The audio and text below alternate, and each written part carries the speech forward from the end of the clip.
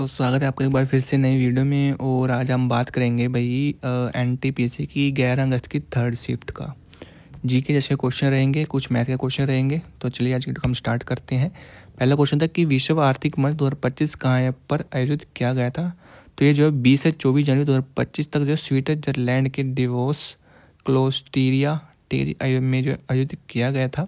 इसकी जो विषय वस्तु थी वो थी collaboration for the intelligent age, ठीक है जी, यानी कि बुद्धिमान युग के लिए सहयोग। उसके बाद नेक्स्ट क्वेश्चन था कि खेलो इंडिया बीच गेम्स का पहला संस्करण कहाँ पर आयोजित किया गया था। तो खेलो इंडिया बीच गेम्स का पहला संस्करण 19 से 24 मई 2025 तक दमन और दीप में जो है आयोजित किया गया था। उसके बाद है कि अवध सारणी के पी ब्लॉक का इनमें से कौन सा एलिमेंट है, तो वो बताना था। ठीक है, जो भी ऑप्शन में आपके दिए गए होंगे आप जो उसको चूज कर सकते हो। पी ब्लॉक के जो एलिमेंट है उसको जो 13 से 18 समूह तक अवध सारणी में रखा गया है, जिनमें से कुछ जो प्रमुख है वो है boron, carbon, nitrogen, oxygen, fluorine और उत्कृष्ट गैसें जैसे कि नियॉन और आर्गन। ठीक है जी, नेक्स्ट क्वेश्चन था आपका कि 2025 में वैश्विक लैंगिक अंतर सूचांक में भारत का स्थान क्या रहा है।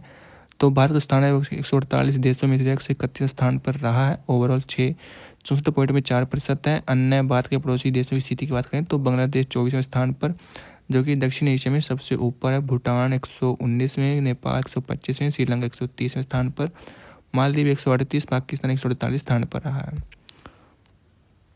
ठीक है जी, और नेक्स्ट क्वेश्चन था आपका कि भारत का वह पड़ोसी देश जो हिंदू महासागर में स्थित है और चारों तरफ से पानी से घिरा हुआ वह कौन सा। तो वह आपका श्रीलंका और मालदीव, जो कि भारत के पड़ोसी देश हैं और हिंद महासागर में स्थित है, चारों तरफ पानी से घिरे हुए हैं। उसके बाद है कि दक्षिणी गोलार्ध में निम्नलिखित कौन सा महाद्वीप है। ठीक है, दक्षिणी गोलार्ध में तो ये जो है आपका ऑस्ट्रेलिया पूरी तरह से दक्षिणी गोलार्ध में स्थित है। उसके बाद है कि कौन सा प्लाज्मोडियम मलेरिया का कारण बनता है। तो मलेरिया एक जानलेवा बीमारी है जो कि प्लाज्मोडियम नामक परजीवी के कारण होती है और मनुष्यों में मुख्य रूप से 5 प्लाज्मोडियम प्रजातियां मलेरिया का कारण बनती हैं। प्लाज्मोडियम फाल्सिपेरम, ठीक है जी, plasmodium vivax, plasmodium ovale, plasmodium malaria और प्लाज्मोडियम नलिसी।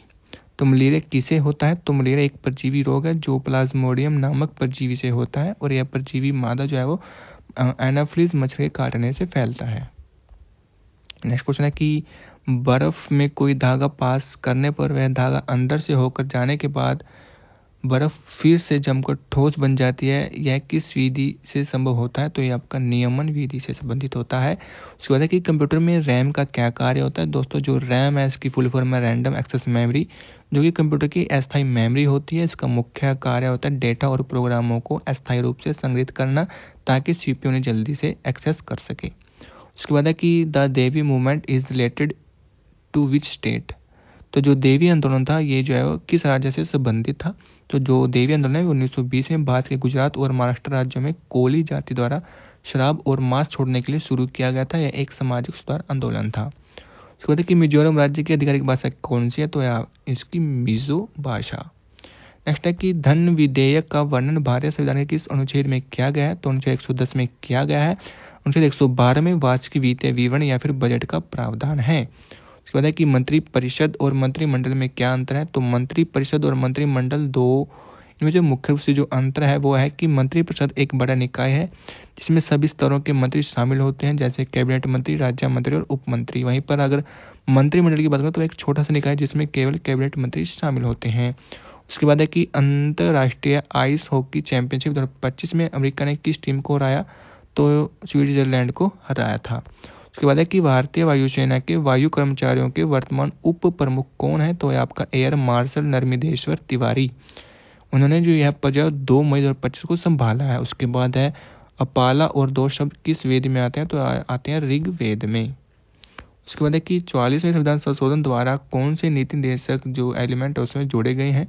तो 44वें संविधान संशोधन द्वारा 1948 में अनुच्छेद 38(2) में एक नया प्रावधान जोड़ा गया जिसमें कहा गया कि राज्य सामाजिक, आर्थिक और राजनीतिक न्याय से युक्त एक सामाजिक व्यवस्था की सुरक्षा करेगा और राष्ट्रीय जीवन के सभी निकायों में असमानता को कम करेगा। नेक्स्ट क्वेश्चन था कि दिल्ली के वर्तमान शिक्षा मंत्री कौन है। तो वर्तमान में दिल्ली के जो शिक्षा मंत्री वो है आशीष सूद, जो कि 8 फरवरी 2025 को जो है वो नियुक्त किए गए थे। उसके बाद है कि अरविंद घोष के खिलाफ गवाही देने वाला पहला व्यक्ति कौन था जिससे बाद में जेल में बंद कर दिया गया। तो अरविंद घोष के खिलाफ गवाही देने वाला जो पहला सरकारी गवाह था वो था नरेंद्र नाथ गोस्वामी। यह घटना 1908 में घटी थी जब अलीपुर षड्यंत्र हुआ था। अलीपुर मामले में श्री अरविंद घोष के वकील थे चित्तरंजन दास। उसके बाद है कि साइक्लोन अभ्यास 2025 भारत और किस देशों के मध्य हुआ। दोस्तों जो साइक्लोन है ये भारत और मिस्र देशों के मध्य हुआ था। नेक्स्ट क्वेश्चन था आपका दोस्तों यहाँ पर कि दिल्ली के वर्तमान महिला एवं बाल कल्याण मंत्री कौन है। तो दिल्ली के मुख्यमंत्री गुप्ता रेखा हैं जो कि स्वयं महिला एवं बाल कल्याण विकास की मंत्री हैं। उन्होंने फरवरी 2025 में यह पद संभाला था। उसके बाद है कि महिला विकास मंत्रालय की वर्तमान मंत्री भी अन्नपूर्णा देवी हैं। उसके बाद है कि साल 2025 में जो कितने खिलाड़ियों को मेजर ध्यानचंद पुरस्कार मिला या फिर जो सम्मानित किया गया है। तो 4 खिलाड़ियों को दिया गया है, जैसे कि मनु भाकर जो कि आपका शूटिंग से संबंधित है यानी कि निशानेबाजी। उसके बाद डी गुकेश जो कि शतरंज से हैं, और हरमनप्रीत सिंह जो कि हॉकी से, और प्रवीण कुमार जो कि पैरा एथलेटिक्स हैं। उसके बाद है कि पंचायती राज व्यवस्था में जिला स्तर पर सबसे ऊपर कौन सा पद होता है। तो जिला स्तर पर सबसे जो ऊपर पद है वो है जिला परिषद के अध्यक्ष का। दोस्तों पंचायती राज व्यवस्था भारत में ग्रामीण प्रशासन की 3 स्तरीय प्रणाली है। ग्राम स्तर जिसको ग्राम पंचायत कहते हैं, उसके बाद है ब्लॉक स्तर जिसको पंचायत समिति बोलते हैं, जिला स्तर जिसको जिला परिषद बोलते हैं। उसके बाद है कि भूमध्य रेखा के आसपास के क्षेत्र को क्या कहते हैं। भूमध्य रेखा के आसपास के क्षेत्र को उष्णकटिबंधीय क्षेत्र कहा जाता है। उसके बाद है कि जम्मू कश्मीर में हाल ही में बने सबसे ऊंचे पुल का निर्माण किस नदी पर किया गया है। तो जून 2025 में प्रधानमंत्री ने जो है चिनाब रेल ब्रिज का उद्घाटन किया जो कि दुनिया का सबसे ऊंचा रेलवे आर्च ब्रिज है। यह रोसी जिले में चिनाब नदी पर बना है। यह पुल 360 मीटर लगभग ऊंचा है।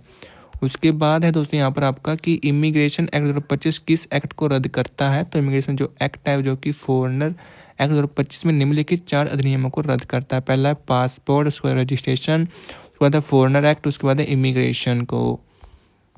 नेक्स्ट क्वेश्चन आपका कि दैनिक उपयोग में आने वाली कंप्यूटर सेवा इनमें से कौन सी है। तो उसका राइट आंसर हो जाएगा आपका गूगल क्रोम। यह एक वेब ब्राउज़र जिसे लोग रोजाना इंटरनेट चलाने के लिए इस्तेमाल करते हैं, इसलिए यह डेली यूज़ कंप्यूटर सर्विस के अंतर्गत आता है। उसके बाद है भारत में परिवहन का कौन सा प्रमुख साधन है। तो उसका राइट आंसर हो जाएगा आपका रोड ट्रांसपोर्ट यानी कि सड़क परिवहन। उसके बाद है कि अर्थव्यवस्था में निजीकरण का क्या मतलब होता है। तो अर्थव्यवस्था में निजीकरण का मतलब है सरकारी स्वामित्व वाले उद्योग, सेवाएं या फिर संपत्तियों को निजी क्षेत्र को स्थानांतरित करना ताकि वे निजी प्रबंधन और निवेश के तहत जो है संचालित हों। उसके बाद है कि यहाँ पर क्वेश्चन था कि which of the following is an operating system. तो इसका आंसर है वो है आपका window, macOS, Linux, Android, iOS और यूनिक्स। उसके बाद है कि वट वाज दी यानी कि सिंधु घाटी सभ्यता की मुख्य विशेषता क्या थी। शहरीकरण या फिर जल निकासी या फिर प्रणाली सिस्टम। तो सिंधु घाटी सभ्यता की जो प्रमुख विशेषता वो थी जल निकासी। नेक्स्ट है कि खेलों के संदर्भ में सतत विकास की क्या भूमिका होगी। तो खेलों में सतत विकास का उद्देश्य था पर्यावरण, समाज और अर्थव्यवस्था के बीच संतुलन बनाए रखते हुए खेल गतिविधियों को संचालन करना। नेक्स्ट है कि भारत में लाइसेंस राज शब्द निम्नलिखित किस अवधि के दौरान सरकार की आर्थिक नीतियों को संबोधित करने के लिए प्रयोग किया जाता है। तो भारत में लाइसेंस राज पद का जो प्रयोग है वो 1991 से 1990 के दौरान सरकार की आर्थिक नीतियों को संदर्भित करने के लिए यूज किया गया था। उद्योग विकास और विनिमय अधिनियम 1991 के अनुसार उद्योगों पर नियंत्रण बनाए रखने के लिए सरकार ने लाइसेंस प्रणाली का जो सहारा लिया था। दोस्तों ये थे आपके जीके क्वेश्चन। उम्मीद करता हूँ आपको वीडियो अच्छी लगी होगी। वीडियो अच्छी लगी वीडियो को लाइक कर देना, चैनल पर नए हैं चैनल को सब्सक्राइब कर लेना।